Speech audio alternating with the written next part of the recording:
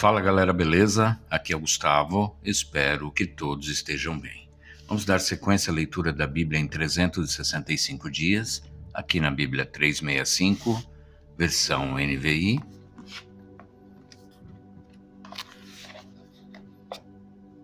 Hoje, dia 18 de maio, leitura do dia 138. Vamos então à porção do Velho Testamento. Em 1 Samuel, de 22:1 a 23:29. Davi fugiu da cidade de Gate e foi para a caverna de Adulão. Quando seus irmãos e a família de seu pai souberam disso, foram até lá para encontrá-lo. Também juntaram-se a ele todos os que estavam em dificuldades, os endividados e os descontentes, e ele se tornou o líder deles. Havia cerca de 400 homens com ele. De lá Davi foi para Mispá, em Moabe, e disse ao rei de Moabe: Posso deixar meu pai e minha mãe virem para cá e ficarem contigo até que eu saiba o que Deus fará comigo? E assim Davi os deixou com o rei de Moabe, e lá eles ficaram enquanto Davi permaneceu na fortaleza. Contudo, o profeta Gade disse a Davi: Não fique na fortaleza, vá para Judá. Então Davi foi para a floresta de Herete. Saul ficou sabendo que Davi e seus homens tinham sido descobertos. Saul estava sentado, com a lança na mão, debaixo da tamargueira na colina de Gibeá, com todos os seus oficiais ao redor.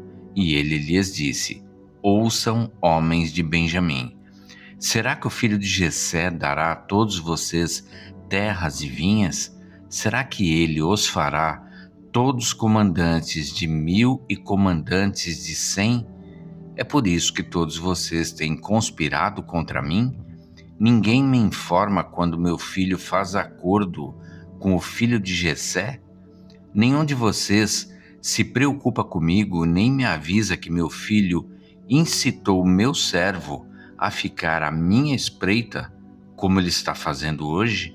Entretanto, Doeg, o edomita, que estava com os oficiais de Saul, disse: Vi o filho de Jessé chegar em Nobe e encontrar-se com Aimeleque, filho de Aitube. Aimeleque consultou o Senhor em favor dele. Também lhe deu provisões e a espada de Golias, o filisteu. Então o rei mandou chamar o sacerdote Aimeleque, filho de Aitube, e toda a família de seu pai, que eram os sacerdotes em Nobe. E todos foram falar com o rei. E Saul disse: Ouça agora, filho de Aitube. Ele respondeu: Sim, meu senhor. Saul lhe disse: Por que vocês conspiraram contra mim, você e o filho de Jessé? Por que você lhe deu comida e espada, e consultou a Deus em favor dele, para que se rebelasse contra mim e me armasse cilada, como ele está fazendo? Aimeleque respondeu ao rei: Quem entre todos os teus oficiais é tão leal quanto Davi, o genro do rei, capitão de sua guarda pessoal e altamente respeitado em sua casa? Será que foi essa a primeira vez que consultei a Deus em favor dele? Certamente que não. Que o rei não acuse a mim, seu servo, nem a qualquer um da família de meu pai, pois seu servo nada sabe acerca do que está acontecendo. O rei, porém, disse: Com certeza você será morto, Aimeleque, você e toda a família de seu pai. Em seguida, o rei ordenou aos guardas que estavam ao seu lado: Matem os sacerdotes do Senhor, pois eles também apoiam Davi. Sabiam que ele estava fugindo, mas nada me informaram. Contudo, os oficiais do rei recusaram erguer as mãos para matar os sacerdotes do Senhor. Então o rei ordenou a Doeg: Mate os sacerdotes, e ele os matou. E naquele dia, matou 85 homens que vestiam túnica de linho. Além disso, Saul mandou matar os habitantes de Nobe, a cidade dos sacerdotes, homens, mulheres, crianças, recém-nascidos, bois, jumentos e ovelhas. Entretanto, Abiatar, filho de Aimeleque e neto de Aitube, escapou e fugiu para juntar-se a Davi, e lhe contou que Saul havia matado os sacerdotes do Senhor. Então Davi disse a Abiatar, naquele dia, quando o edomita Doeg estava ali, eu sabia que ele não deixaria de levar a informação a Saul. Sou responsável pela morte de toda a família de seu pai. Fique comigo, não tenha medo. O homem que está atrás da sua vida também está atrás da minha, mas você estará a salvo comigo. Quando disseram a Davi que os filisteus estavam atacando a cidade de Keila e saqueando as eiras, ele perguntou ao Senhor, devo atacar esses filisteus? O Senhor lhe respondeu, vá, ataque os filisteus e liberte Keila. Os soldados de Davi, porém, lhe disseram, aqui em Judá estamos com medo. Quanto mais se formos a Keila lutar contra as tropas dos filisteus. Davi consultou o Senhor novamente.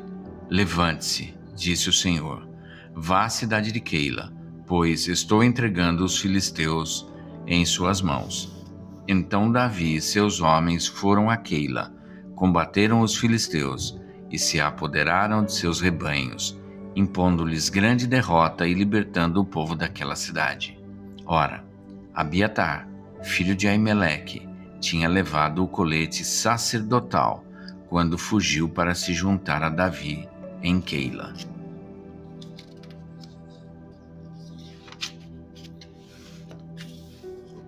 Foi dito a Saul que Davi tinha ido a Keila e ele disse, Deus o entregou nas minhas mãos, pois Davi se aprisionou ao entrar numa cidade com portas e trancas. E Saul convocou todo o seu exército para a batalha, para irem a Keila e cercarem Davi e os homens que o seguiam. Quando Davi soube que Saul tramava atacá-lo, disse a Abiatar, traga o colete sacerdotal. Então orou, ó Senhor, Deus de Israel, este teu servo ouviu claramente que Saul planeja vir a Keila e destruir a cidade por minha causa. Será que os cidadãos de Keila me entregarão a ele?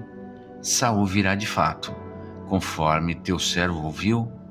Ó Senhor, Deus de Israel, responde-me. E o Senhor lhe disse, ele virá. E Davi novamente perguntou, será que os cidadãos de Keila entregarão a mim e a meus soldados a Saul? E o Senhor respondeu, entregarão. Então Davi e seus soldados, que eram cerca de 600, partiram de Keila e ficaram andando sem direção definida. Quando informaram a Saul que Davi tinha fugido de Keila, ele interrompeu a marcha. Davi permaneceu nas fortalezas do deserto e nas colinas do deserto de Zif. Dia após dia Saul o procurava, mas Deus não entregou Davi em suas mãos.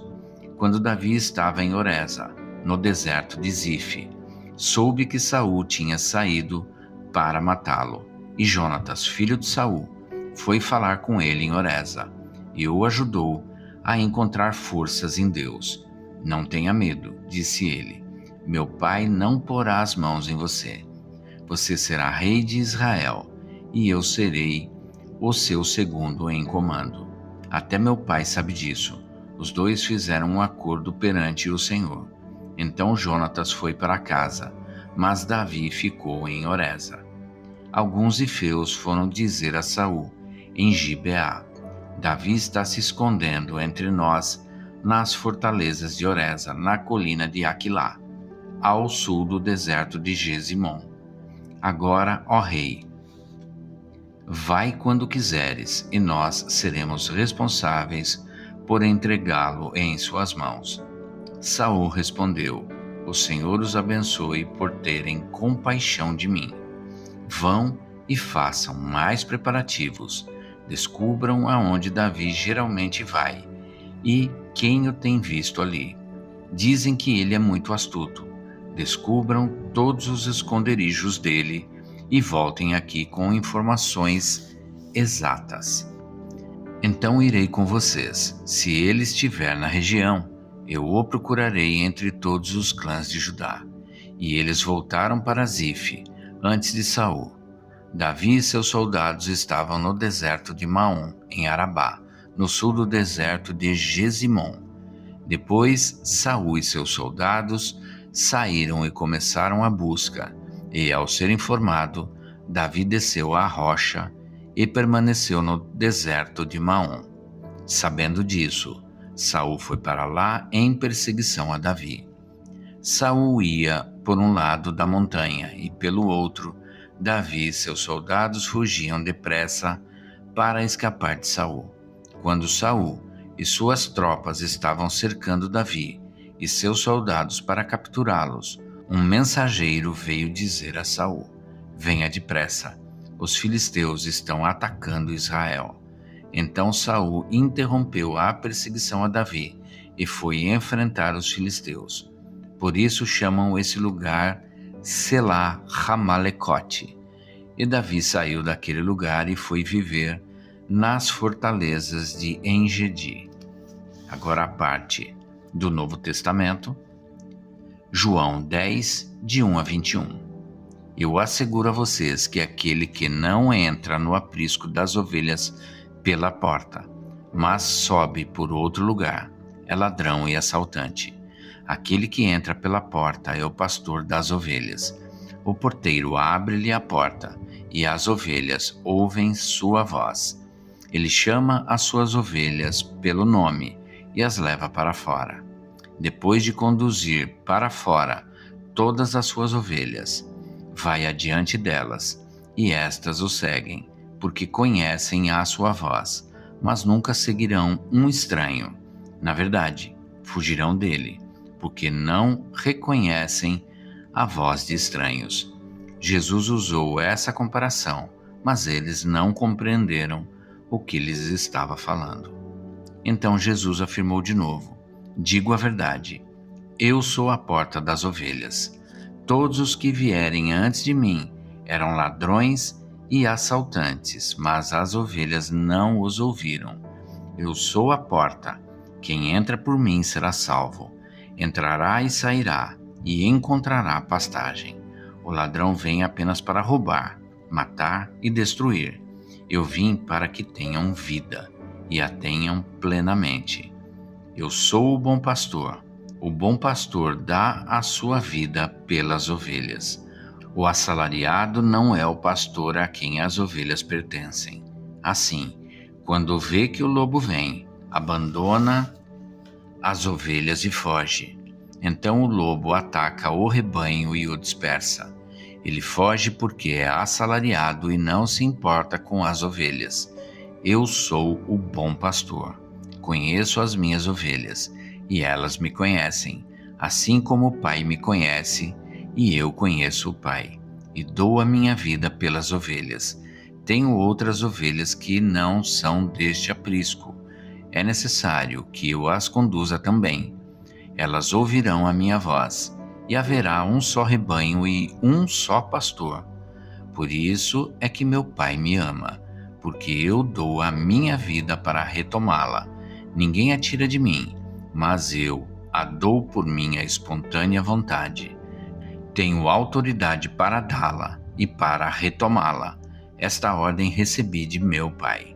Diante dessas palavras, os judeus ficaram outra vez divididos.